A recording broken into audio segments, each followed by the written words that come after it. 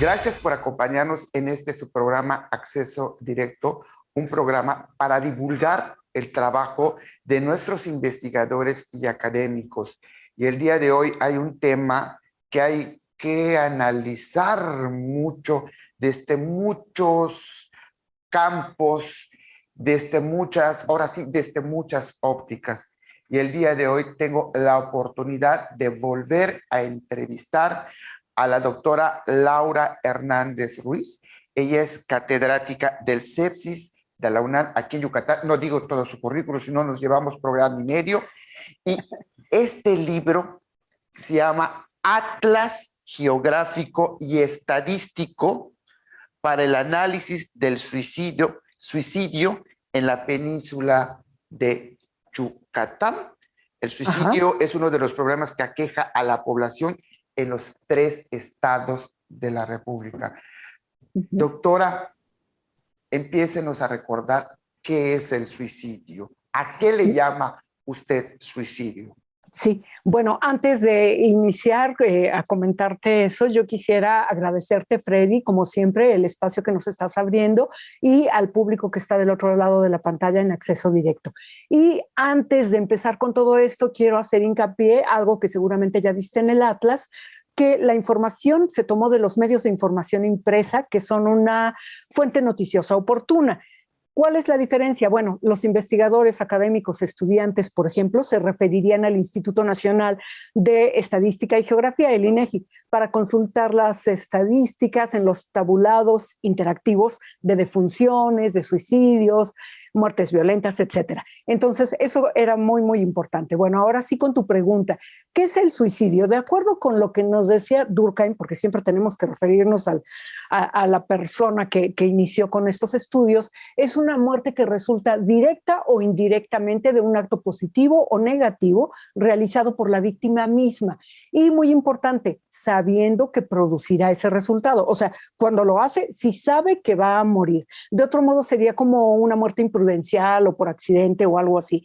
Ahora, a diferencia de esta definición que nos da Durkheim, yo tengo la que puse en mi primer libro, que era de acuerdo a cómo lo ven en algunas comunidades de Yucatán. En ciertas poblaciones de México, porque también un poquito más allá, lo perciben como un comportamiento autodestructivo, no intencional de la persona. No intencional. No intencional, cuya capacidad volitiva ha sido arrebatada por el mal en un momento de vulnerabilidad. O sea, no querían morirse, pero estaban bajo el influjo del alcohol o de alguna droga y entonces vino el malo, y se apoderó de ellos, ¿no? Entonces esa es una parte importante. También en algunas partes de Yucatán, creo que eso también te lo mencioné en alguna entrevista, lo manejan como una epidemia, el suicidio. Esto es importante porque lo vamos a mencionar más adelante. Doctora, ¿por qué el suicidio se ha convertido en un problema no solo local, nacional, sino mundial de salud pública? ¿Y qué opina la Organización Mundial de Salud? Mira, la Organización Mundial de la Salud dice que es un problema de salud pública. ¿Por qué? Porque provoca casi la mitad de las muertes violentas. Dentro de esta clasificación de muertes violentas, el suicidio toma la mitad aproximadamente, implica costos económicos de varios miles de millones de pesos, dólares, según donde estemos, en qué país, provoca un deterioro enorme en términos emocionales, sociales, económicos, políticos, etcétera, entre los familiares y amigos de los suicidas, pero lo más importante, es prevenible. Doctora, el suicidio no consumado, ¿se puede reincidir? Sí, estadísticamente sí, las personas que lo intentaron y no lo consumaron pueden volverlo a intentar. Por eso es muy importante que busquen ayuda, apoyo para salir de eso que les está lastimando tanto para que puedan salir adelante. Sí lo pueden volver a cometer. Incluso usted en su gráfica mencionaba que el suicidio es la segunda causa principal de la defunción etario entre la población de 15 a 29 años. ¿Cuál es el factor que lleva a este grupo a tomar esas decisiones? Mira, esta postura de que es la segunda causa principal de defunción entre el grupo de 15 a 29 años es de acuerdo a lo que nos dice la Organización Mundial de la Salud. Te voy a decir qué implica más o menos esta etapa y luego te voy a dar cifras de lo que está sucediendo actualmente en Yucatán. Primero, es una etapa productiva, muy importante para la gente.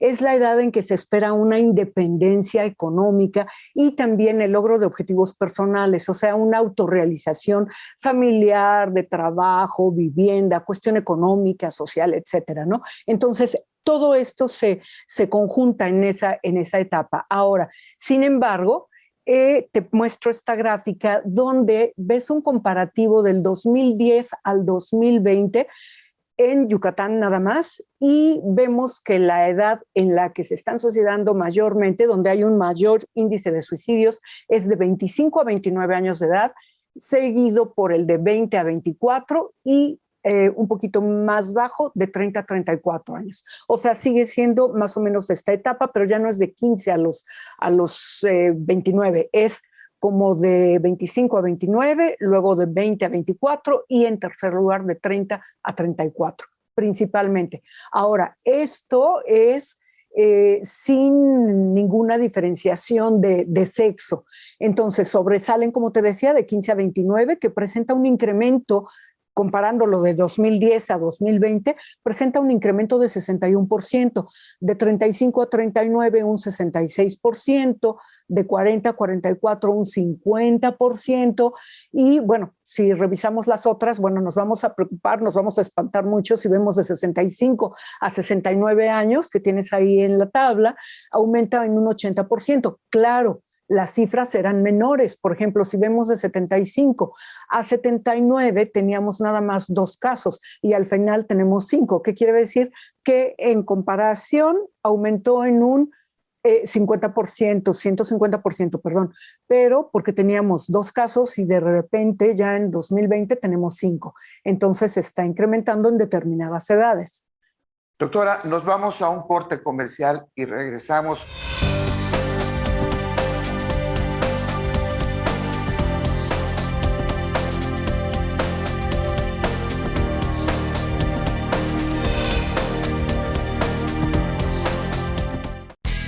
Nueva programación llega a Teleplay. Disfruta del mejor contenido nacional e internacional en todas nuestras plataformas.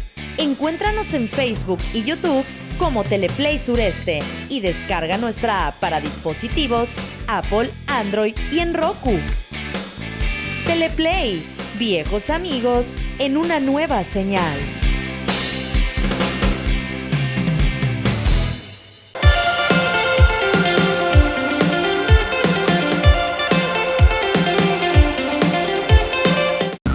Noticias Teleplay. Mantente informado de los sucesos más relevantes de la península de Yucatán de lunes a viernes a las 2:30 p.m. y repetición 6:30 p.m. a través de nuestra app y redes sociales. Solo por Teleplay.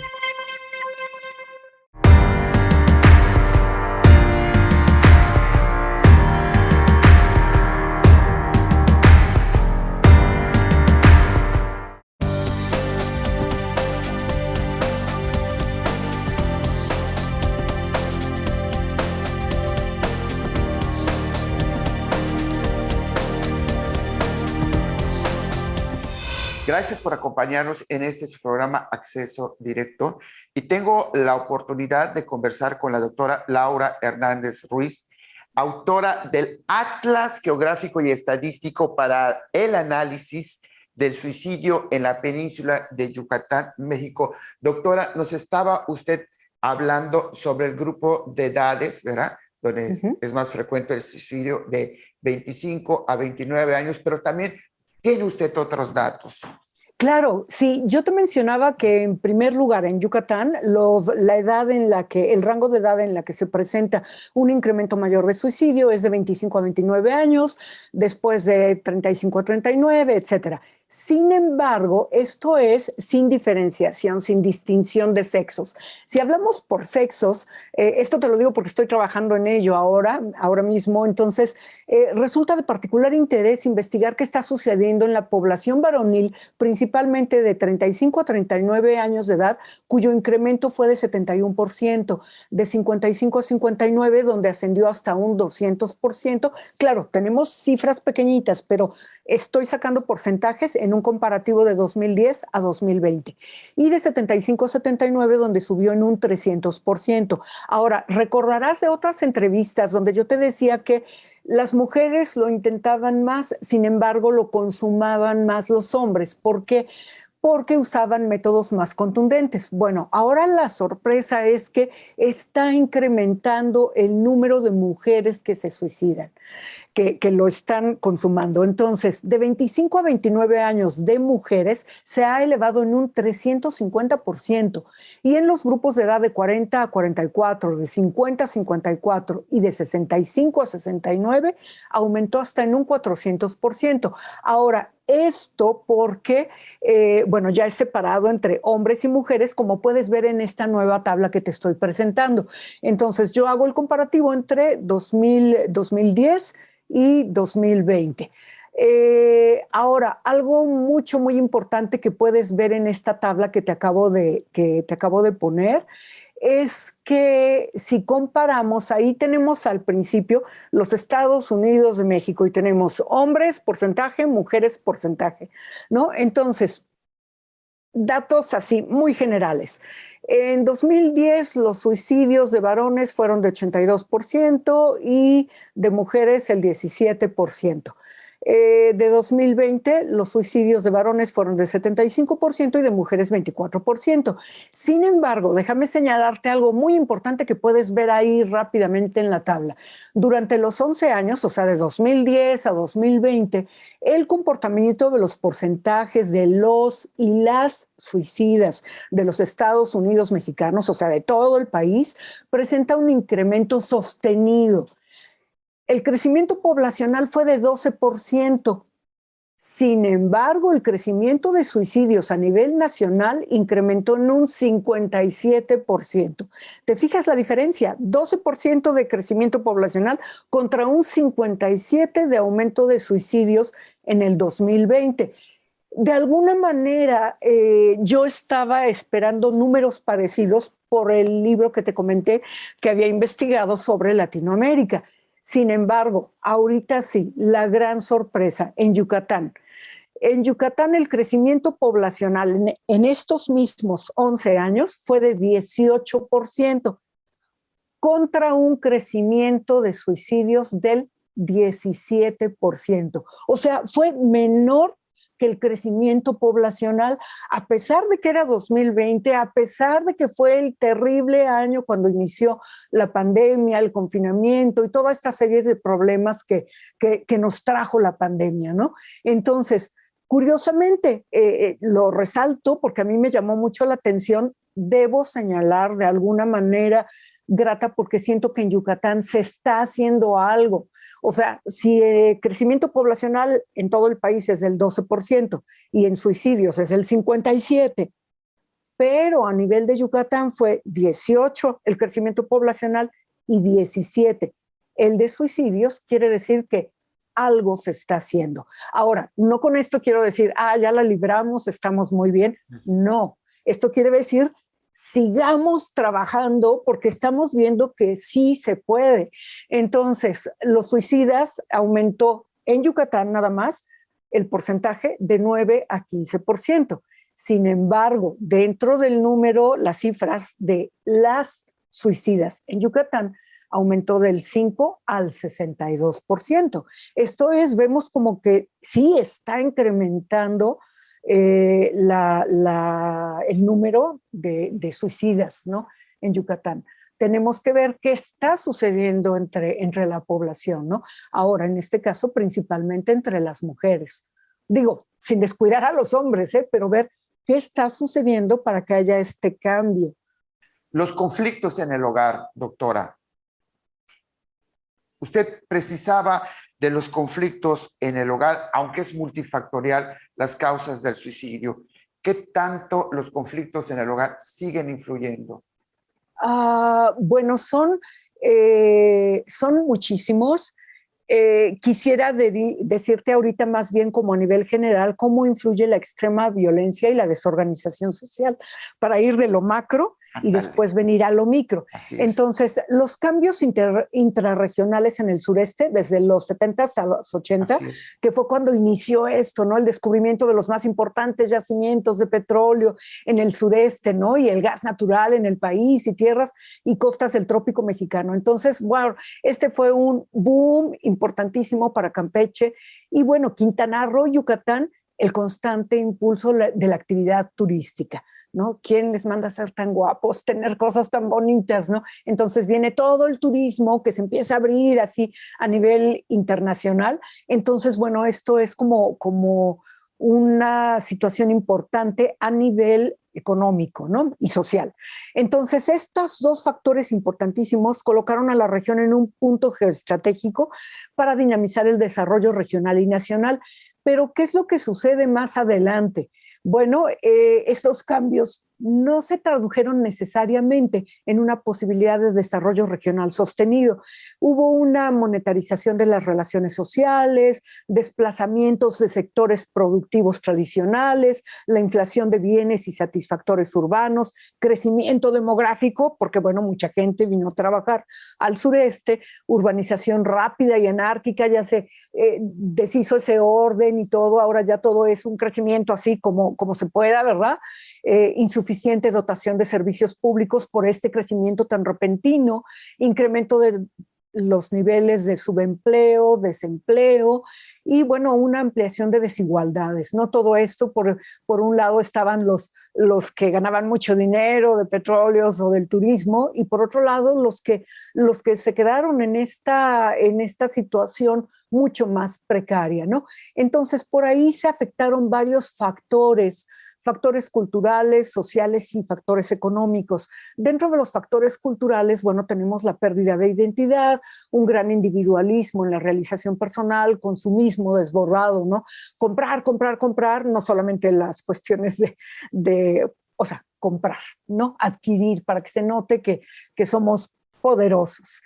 Factores sociales, la transformación de las instituciones tradicionales, donde hay una importante desarticulación de la familia, el barrio, la comunidad, la iglesia. Nos vamos a un corte comercial, disculpe que ahora interrumpa, y a ese vamos a la descomposición social que usted mencionaba, algunos sí. Y dónde se está dando.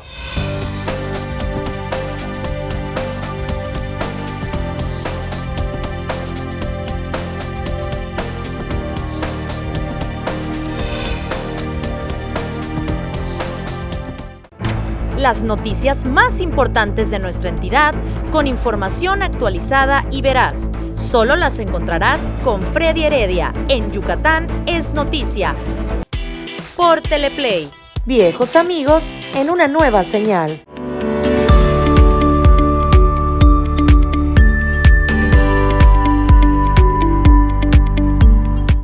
Rafael Vega y Armando Escalante nos invitan a comparar y contrastar los hechos y noticias del sureste de México. En el programa Contrastes, diferentes puntos de vista se unen en este espacio todos los jueves a las 11:30 de la mañana.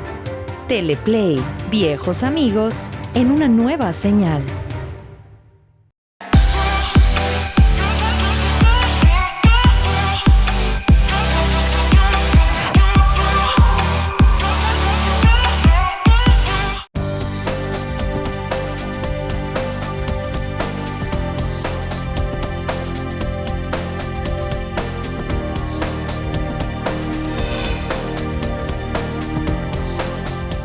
Gracias por acompañarnos en este su programa Acceso Directo, un programa para divulgar el trabajo de nuestros científicos e investigadores.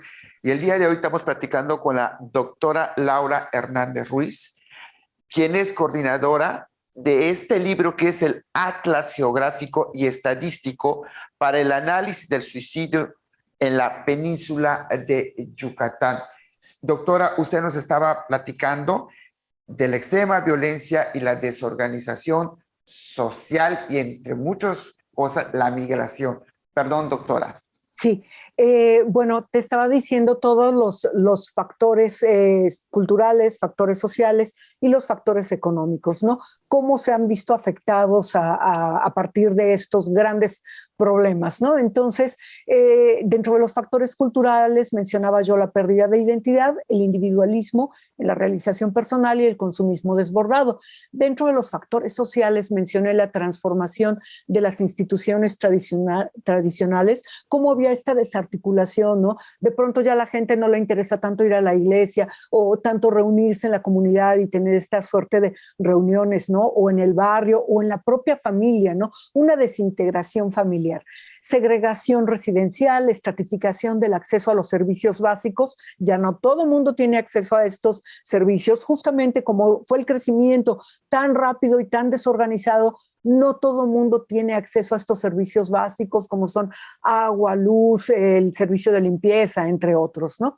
Los factores económicos, cómo se dio el empleo, subempleo, desempleo. Mientras unos ganaban muchísimo dinero, otros se quedaron en una situación bastante precaria.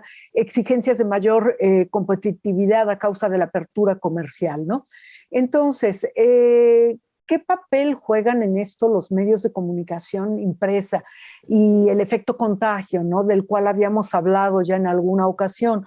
Bueno, los medios de comunicación impresa, particularmente en el tratamiento de la violencia, orientan los imaginarios sociales, o sea, va llevando a la población a pensar de cierta manera, son orientadores de conductas, ya que son agentes de socialización, transmisores de valores, de sistemas de creencias, pautas culturales, ¿no? El ciudadano medio recibe también la interpretación del hecho. Esto es lo que debe conocer y entender cuando se difunde una noticia sobre hechos violentos. Entonces, los medios están íntimamente vinculados con la retroalimentación de ideologías, por un lado, y el hecho de sustraer el contexto, permite a la gente sustraer el contexto y les permite la difusión y creación subjetiva de perfiles de víctimas y victimarios. Entonces ya la gente habla con mucha naturalidad, ¿no? No, es que el culpable es este por esto y aquello, ¿no? Pero tenemos información parcial, ¿no? No es objetivo. Entonces, bueno, no podemos llegar a ese punto, ¿no? Porque no tenemos toda la información completa. Ahora, ¿qué es lo que sucede? El impacto de los medios de comunicación al informar sobre el suicidio, concretamente. En el periodo de emergencia, que es lo que te estaba comentando, hubo 3 publicaciones periódicas, que lo menciono ahí en el Atlas, que podemos ver ahorita en la pantalla. Me llamó muchísimo la atención porque yo estaba trabajando esto a ver si de verdad había una cierta influencia, un efecto contagio. Entonces me encuentro en el periodo de emergencia 3 publicaciones periódicas que notificaron 3 casos similares o prácticamente idénticos. Se trataba de varones en edad productiva, infectados por coronavirus, que atentaron contra sus vidas lanzándose al vacío desde lo alto del hospital donde estaban siendo atendidos. Entonces, esto sucedió primero en la Ciudad de México, en el Hospital General, después en el estado de Hidalgo, en el Hospital Regional Tula-Tepeji, y en el otro Hospital General de Tula de Allende Hidalgo. Ahora, esto es muy importante porque, curiosamente, si lo puedo llamar de alguna manera, del primero al segundo transcurrieron 12 días. Del segundo al tercero transcurrieron 12 días. Entonces digo, bueno, es un efecto contagio, alguien lo leyó, se publicitó muchísimo el que sucedió en la Ciudad de México. Y luego pasa en Tula de Allende y luego vuelve a pasar en el mismo Hidalgo, ¿no? Entonces dice uno, bueno, ¿qué está sucediendo? ¿Sí hay este efecto contagio? Entonces, bueno, aquí está la información de lo que nos decía Stack, ¿no? Stack se había hecho varios estudios sobre la forma en que los medios reportan los casos de autodestrucción y cómo puede afectar a las personas que tienen una cierta disposición o predisposición suicida, ¿no? A cometer suicidio. Esto es, no va a afectar a todo el mundo, pero los que ya tienen una cierta ideación suicida sí pueden contagiarse de algún modo, ¿no? A partir de estos estudios, la Organización Mundial de la Salud en el año 2000 publicó ciertos factores específicos que debe tomarse en consideración a la hora de presentar o de informar sobre los suicidios, y los reportajes de varios rotativos del Estado no siempre se ajustan a estas reglas o normas o sugerencias que nos dio la Organización Mundial de la Salud. Hay muchos que ya han cambiado positivamente. De hecho, me encontré con unas jovencitas psicólogas que trabajan ya en unos diarios, ¿no? Justamente revisando estas situaciones, lo cual aplaudo y me da muchísimo gusto que se esté haciendo, ¿no? Sin embargo, tú sabes que por ahí tenemos todavía dos medios impresos que siguen presentando esta situación, ¿no? Entonces, bueno, aquí de alguna manera vemos sobre la cobertura.